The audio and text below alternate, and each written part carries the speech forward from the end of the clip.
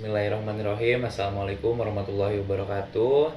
Pada pertemuan kali ini saya akan menjelaskan tentang sistem ekonomi.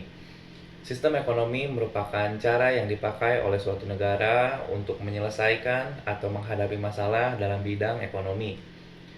Sistem ekonomi dibagi menjadi 3 macam, yaitu sistem liberalis, sistem sosialis, dan sistem campuran.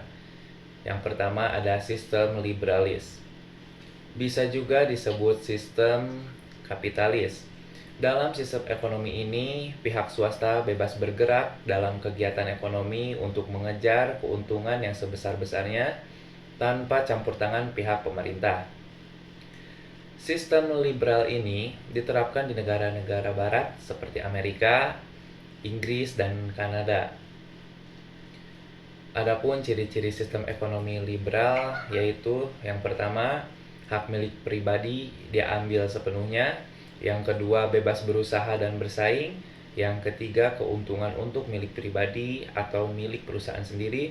Yang keempat, bergantung pada sistem pasar. Dan yang kelima, peranan pemerintah sangat terbatas.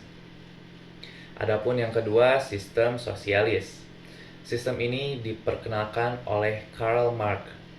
Menurut sistem ini, seluruh kegiatan ekonomi, baik produksi, distribusi, konsumsi, diatur atau dikendalikan oleh negara sehingga perusahaan swasta atau perseorangan tidak memperoleh kesempatan berusaha.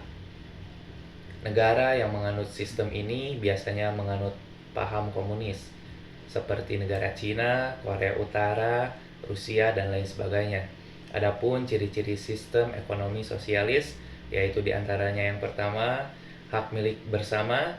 Yang kedua, tidak ada kebebasan untuk berusaha dan bersaing. Yang ketiga, pertanggungjawaban perekonomian secara kolektif.